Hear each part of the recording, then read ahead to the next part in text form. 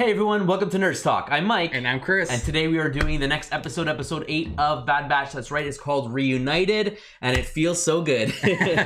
So let's jump in and discuss that. If you're new to the channel, we're not going to get into spoilers, don't worry. We'll just give you an overview of what we thought of the episode, and then we'll jump into the spoiler-heavy section. So Chris, Reunited, what did you think? Yeah, found it entertaining. Another cameo from the past, which I'm just expecting from every episode now. Dave Filoni at his best, getting on, his other characters and tying up, storylines and so on. So really enjoying the series. I found this one kind of quick for some reason. Like It did seem quick. Yeah, overall enjoyed it and still enjoying this series quite a bit. Yep, I couldn't agree more. It was a fun episode. It's called Reunited, so we got to see some stuff take place and how the interactions happen between characters. So really liked it. Left us kind of trying to figure out what's going to happen next. Definitely had that not really cliffhanger, but definitely like I have to watch the next episode to see what happens. Definitely. So really cool, and definitely I think it's starting to pick up, and we're starting to go Yes. as we go forward here. We're at the halfway point, right? Yeah. So we're definitely going to be getting through to that finale, the epic finale. So yeah, definitely recommended watch for you who want to get more about the background of what happened between episode 3 and 4. Absolutely watch the show, and a great episode as well to definitely not skip over. Yeah, definitely. I agree. All right, so let's dive right in. This is the spoiler section, so if you haven't watched the show, stop now, come back later after you've watched it. So let's dive in. We're on Baraka, right? Yeah, so it continues off on Baraka.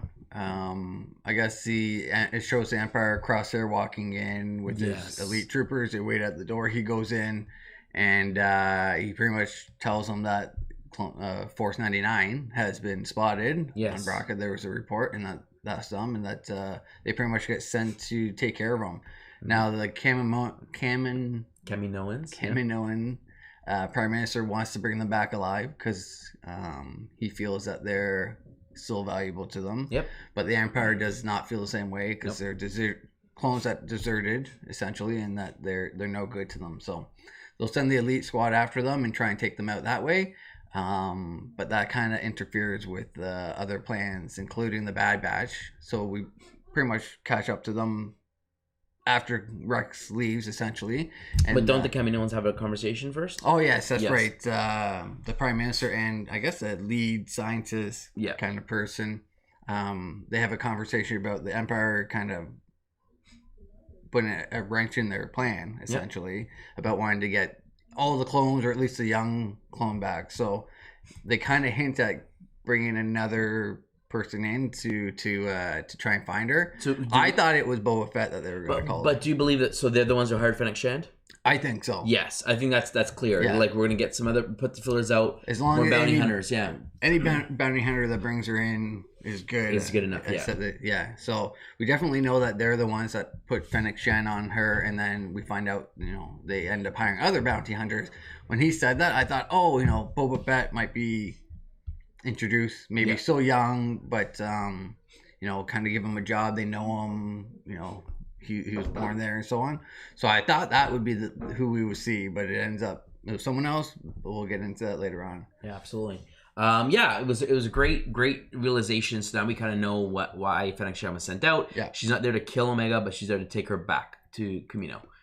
So that's what her job was. Yeah. And we know that they are now going to be contacting other bounty hunters. We don't know who, but that's their premise. Yeah. So we go from there, and we kind of go back to Baraka, and at this point, the clones are so Wrecker is doing a dismantling of a bomb with Omega, and he's like, oh, so that's how you dismantle a bomb, and she's like, oh, that's really cool, and stuff, and he goes, okay, now I want you to like deactivate it or whatever, and so he activates it, and she's all freaking out. She's like, you got 10 seconds or we're gonna die, and she's trying to figure out what to do, and she's like, I don't know what to cut next, and he's like, hurry up, make the decision kind of thing. And so she cuts the wire and things go off. He goes, oh, you cut the wrong one. Not that one. Run. So they run, dive behind the hill. It explodes, but nothing happens. So she comes up, she goes, how come it didn't like explode? And he's like, oh, that was just a smoke bomb. Yeah. He's like, I'm not going to give you a real thermal detonator to Yeah. And then she kind of feels down after that, but he admits that he admits that he failed his first time as well. So stick with me and you'll be a pro in no time. Yeah. So it's cool that every clone is spending time with her and like teaching her different skills and just kind of learning stuff, and then later on, so they are on the ship and they're so they get spotted by some the workers. Guild, yeah. So they Echo signals Wrecker and says, okay, we're being spotted by 3. Look calm. Are you ready? He's like, I'm waiting for you. So they take off. They stun 2. 1 gets away. Wrecker hops on the machine, to like the lift or whatever you want to call it, and it's trying to get on. And so the guy's trying to shake him, and Wrecker falls down. But I guess is it Echo? I think it's Echo that takes a shot and stuns him and makes him crash. And so he tells Hunter, hey, heads up. Some more people spot us. We caught some of them. Whatever. 1 got away, but we dealt with it. Blah blah blah. And so they're like, we got to hurry up and get out of here. And then Echo makes a comment to Rex about like, oh, we should have left. Makes a comment to Hunter that we should have left with Rex. Yeah. And he says, we're soldiers. What kind of other life is there? Because Hunter makes a comment about his life path or whatever doesn't necessarily. He's on a different path than they are because he's still fighting the war. Essentially, he's still in that mindset, and they.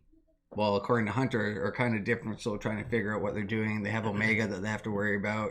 They're not sure what's going on with the fight and who they should be with and who they can side with and what, they don't know about the rebellion and everything that's kind of forming that we know about as, consumers, but the characters don't know what's going on behind the scenes that we know featured down the line.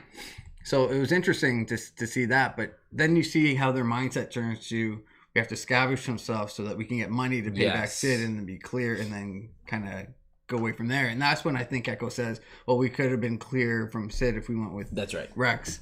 And they have that whole confrontation. Well, not confrontation, but just conversation. Yes. And then Wrecker and Omega split up, go down together to look for ordnance, and they find some bombs, proton torpedoes and all sorts of stuff. Yeah. And it's worth a lot of money. And so, Wrecker's really happy about it. She makes a comment, well, you need to teach me to detonate that. Sorry, this is mine. Yeah. Like, you're not getting your hands on this. And so he just takes 1 and takes like a crate of other smaller explosives. And I guess he can't carry 10 of these giant things, but you think like, okay, let's load them up somehow and figure out how to get all the money here. Yeah, because they had one of those floating skiffs kind of thing. And, there was a lot of, like, they're worth a lot of money. So, he's happy. They found something that's worthwhile.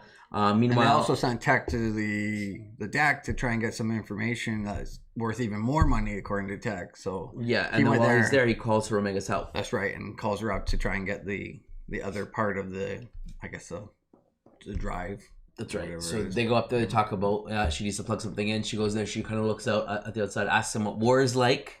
Yeah. And so he gives his perspective. It's a bunch of missions that we had to do for I can't remember the exact words. It was pretty much like a straightforward directive that was just like... It was like an end goal that was based on a bunch of missions that took place on different battles and blah, blah, blah. And she's like, yeah, but what was it like? He's like, that's what I told you. Yeah. Like, it's funny, like, and then I bet you she's going to ask someone else and get their perspective on it, and it's different for every person, right? Definitely. Then she sees a light that starts beeping, and he goes, what's this? And he goes, oh, that's a proximity sensor, but it's probably malfunctioning. And then they look, and then 3 ships come down from the Empire, so he hails Hunter and it's like, hey, we have company. He's like, oh, is it the more workers? He says, no, it's the Empire. And so sure enough, out comes Wrecker and a bunch of, well, I guess him, it looks like he's like a Death Trooper squad kind of like, right? They're like Crosshair and all. Yeah, those 4. So Crosshair and then his 3 others.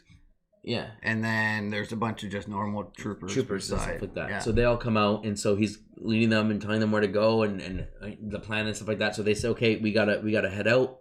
They're already here in the ship, so we can't make it to the ship. We're gonna have to go a different way. Yeah. And so Tech hacks into their comms and hears where they're going. And so Crosshair says, lead them all to the hangar. And so he says, okay, great, we're gonna go this way. Yeah. And so they head off to what do they call it? The artillery. Artillery. Yeah. And so they head that way, and then sure enough, Crosshair and them are there waiting for them because he knew, like, oh, I knew you were gonna hack. I know how you work. Yeah, he's like, you're so predictable. I got you to where I wanted you to go by giving you the opposite information. Yeah. And so while they were there, Tech mentions to Echo, hey, can you scomp link in and like activate the cannons, whatever? Can you turn them on? He's like, well, that's gonna make the whole thing collapse. He goes, exactly. Yeah. And then we have a fighting chance. So they're getting surrounded, and while the Crosshair and them are talking, slowly, like he's setting in troopers to flank them and all that kind of stuff, and so they get the big cannon online just in time. The ion cannon, it explodes. Yeah. The thing falls. They all kind of get separated, and so the Bad Batch is now trying to figure out a way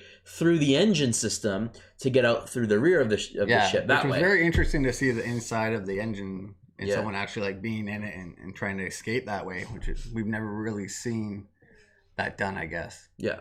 So that was really cool. So they're heading out, and so Crosshair, knowing what they would do, he says, "Okay, you're gonna secure the perimeter on the ship.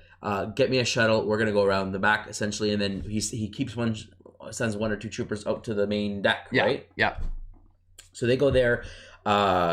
On their way out, they get stopped by a flame trooper, and so they're all like duck for cover. And Wrecker has to throw his proton torpedo at the guy's head. Direct hit. Luckily, it doesn't explode or anything with like the massive amount of heat that's there. But he knocks them out, and so they head out, and he doesn't grab the bomb again. They just head out, takes the crate. Yeah. They slowly get through the back, and as they are approaching the exit, a sniper shot comes in, and Crosshair's already found them. Yeah. Right, like he knows. He's predicting all their moves before they make them. So they're like, oh man, what are we gonna do? And so Hunter's like, double back, and then they see something happening with the engines, like smoke's coming through and stuff, and they're like, can they turn the engines on? And like, yeah, well, technically I turned the ship on by restoring its power, so technically they can turn the engines on. So like, well, how long do we have? It's like roughly 2 minutes. 2 minutes, yeah. So like, well, we can't escape, and if we stay here, we're gonna get fried. So is it Tech or Echo that comes up with the idea of the bombs? I think it was Tech comes up with it. So they, they tell Wrecker, we got to take the bombs out and basically put them in strategic positions to make the outer ring of the engine break off, and hopefully they survive the fall, and they can get away from getting burned to death. Yeah. So they decide to do the plan. The engine kicks on, the blue flame comes off, they pull the trigger, it starts to come up, the engine starts to come apart. As they're falling, the heat, I guess, gets so close to Crosshair that he gets like knocked out. And he's like, turn off the engines, like he's getting like toasted. Yeah. And so they do that. As the engine falls, it separates in half again. So the Bad Batch are now split in half again. Right. Yeah. So Hunter and Omega are in one half, and then the other 3 are in the other half. Yeah. So they're closer to the ship, while Hunter and Omega fell closer to the engine side or whatever. So they said, okay, meet us at the ship. Yeah. So they all run out there, and Crosshair is clearly like wounded, and so some of the stormtroopers or clones, whatever you want to call them, are there. They help him. They start bandaging him, and he's like, quick, do this, do that. Like, he tries to radio in to the person in the engine, and he's not answering. And so we see Hunter and Omega arrive, and the guy's knocked out cold, and they're like, oh, this is like all the troopers near their ship, are knocked out. But and so Hunter's like, this is not. This is not like the work of them. This is not the workers. This is something else, right? Yeah. And so then we look up, and then we see Cad Bane standing, so cowboy. Awesome. The music changes to like a cowboy western. He's got like a toothpick hanging out of his mouth. He's got his hat on, very cowboy-esque. And he's talking about like, the girl's going home for me. And the girl makes observation, and she's like, oh, very astute, blah, blah, blah. Like, just this banter that, cowboys would have. And they're in the standoff. And so Hunter knows, like, he's going to have to try to shoot his way out. Yeah. And so they're standing off, and they're reaching for the gun. And you have the music going on. And, of course, they draw. Yeah. Cad Bane hits him right in the chest. He obviously pulls the trigger, but from being knocked back, takes the leg off one of the little droids, which was in the Clone Wars. Yeah, so that's Cad Bane's droid essentially, that's always with him and his partner. But he takes off his foot, and then Omega's about to shoot Cad Bane, but then that droid flies over and knocks it off. And so she basically, Hunter's knocked out cold, and she's trying to wake him up, and so Cad Bane stuns her and takes her off. And so when the rest of the crew get there, we kind of see from Hunter's perspective. I liked seeing it looked like a video game, didn't it? With like the reticule and like I really like the echoing the like the noise that wasn't, it was kind of shallow noise, like really, and I really liked the way of seeing the action through his perspective. Yes, and then being picked up. Yeah, and then like you're like the first person in that, it's like you being carried. I thought that was so creative to do that. And I'm surprised we haven't seen that more in movies or shows, especially with Star Wars. Absolutely. But it was, I was like, oh, this is really cool. And it reminded me of video games. If I were a stormtrooper or any kind of trooper with that mask or anything, in my point of view. So I thought that was really well done, and bringing them into the ship, it was just so good. Yeah, and I think at this point they're so I mean, this is where they head off, and they're like, oh, Omega was taken. It was by a bounty hunter. We need to find out who they are, and the show essentially ends. So we know that their goal is to go after Cad, find out who Cad Bane is, save her. But at the same time, we also see that Crosshair's being picked up by the troopers. Yes. And they're like, oh, they're gone. We couldn't find them, whatever. And he's like bandaged. He's a respirator. And he looks kind of like Dengar a little bit with the bandages and stuff. And so yeah, his fate, like, did his head get knocked in? Is his chip malfunctioning now? I thought maybe when he got knocked out, I was like, oh, maybe the chip is like kind of reverting back or something. Yeah, because he got knocked, so maybe it has the opposite effect of what it did for Wrecker. But it doesn't. Well, it's too early to tell. But maybe it does a little bit. Maybe it doesn't. But it was. I'm so intrigued to see what the future for Bad Batch is. Yes. Are they characters that we've known that changed their names or changed their appearances, or are they just totally gone, or some gone, or is it a mix? So, and even Omega, like, did Omega turn into someone in the future? But these are code names, not necessarily actual real names, which they can take on personas and be like, I am this person. This is my first and last name. Exactly. So that's very possible, especially with the New World and the Empire and registering. They can come up with new personas. So it'll be very interesting to see where we end up. But man, like, I thought they were gonna like escape and like knock across her and take them with them to free them, but that's not in the plans, at least not yet. Yeah, right now they have to try and find out where Omega's going. Yeah, I wonder how they're gonna figure that out. Maybe they'll capture another bounty hunter. Fennec Shen. Need your help? Yeah, like kind of not torture her, but like pin her down. She's kind of newer still, so she's not like a hardened bounty hunter yet. So it'll be interesting to see if that's how they find out, or if they have a tracking thing on her beacon. Maybe she still has her tracking. Well, here's a prediction. So in the Clone Wars, in the unfinished episodes, Dave Filoni had a few story arcs, and one of them was how Boba Fett got the dent in his helmet. And it was supposed to be Boba Fett stands up against Cad Bane, and that was supposed to happen in the Clone Wars. What if he's bringing that happening in Bad Batch now? And so they find Boba Fett. He was a clone. Yeah. Right? Boba Fett's like trying to get his bounty to prove and so they're himself. like, listen, like, we're one of you, we're made for the same person, we need your help. And so maybe they ask for him because he was a clone, then maybe they feel like they can trust him, and he needs to make a name for himself, and he has a vendetta against Bane perhaps, and so then they're gonna have their showdown. That would be very, very cool. Right? And then we find out how he gets the dent in the helmet. It's very possible. Hey, I would be all for that, to be honest with you. Since it didn't make it in the Clone Wars, I think that would be very, very well done and makes sense. And the whole Western draw, and we've seen it once, it's probably going to happen again, and Boba Fett's going to be better than him, or, you know, he gets dinged but kills him or something, or I don't know. I'm excited to see where we go from here, but definitely really cool episode. Again, the whole like, oh my gosh, are they going to get Omega back? But then they have Crosshair here, they need to get Crosshair, and then, you know, what's going to happen, and then it's just, there's so much stuff. And like, my gut keeps telling me Crosshair's not coming back now. Like, he's going to turn into some other character. He's off the Bad Batch. It's going to be about Omega. Yeah, it's very plausible. Like I said, if that is Dengar's origin, and like he's wrapped up and stuff like that. But I mean, we see both of his eyes.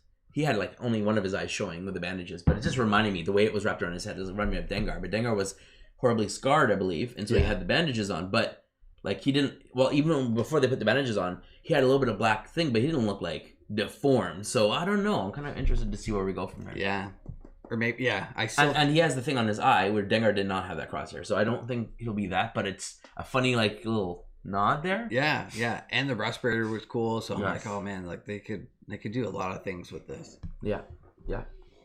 But I mean, there you have it, folks. That's our thoughts on the episode. Really, really great. We really enjoyed it. Did we miss any big Easter eggs or something that we forgot to mention? Let us know by dropping a comment below. Like the video, click the subscribe button, and as always, friends, stay nerdy.